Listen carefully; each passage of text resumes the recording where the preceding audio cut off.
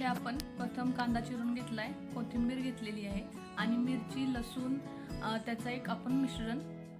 नंतर एक परातीमध्ये थोडंसं ज्वारीचं पीठ, बेसन पीठ, हळद, थोडीशी ओवा, हे सगळं घेऊयात.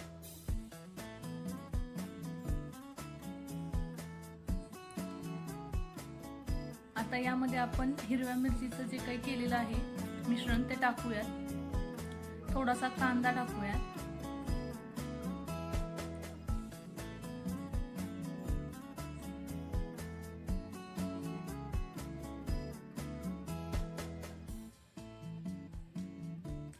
कोथिंबीर टाकूयात.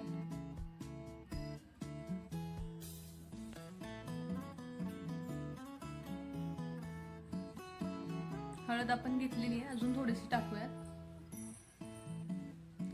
थोडंसं मीठ टाकूयात चवीसाठी. आणि आता हे आपण सगळं एकजीव करून घेऊयात. एकजीव करून आपण त्याला कणकेसारखं घट्ट करून घेऊयात. जसं लागेल तसं थोडं थोडं पाणी घेऊन कणकेसारखं घट्ट करून घेऊयात.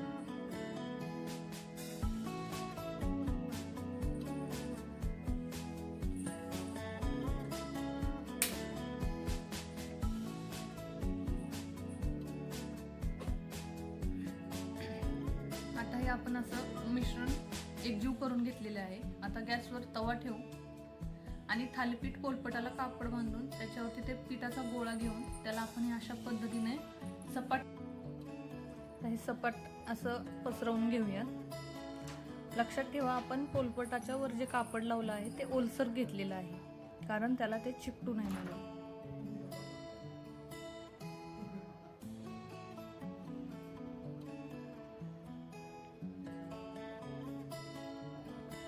अशा पद्धतीने आता थोडंसं आपण वरती त्याला तीळ लावूयात, म्हणजे खूप छान लागतं ते.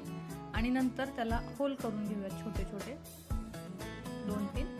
आणि हे आपण नंतर हे अशा पद्धतीने तो रुमाल किंवा ते कापड तव्यावरती असं करून घेऊयात, म्हणजे ते थालीपीठ बरोबर तव्याला चिकटतं आणि कापडापासून वेगळं होतं. गॅस फुल ठेवायचा आहे, म्हणजे ते चांगलं वाफवलं जात आहे.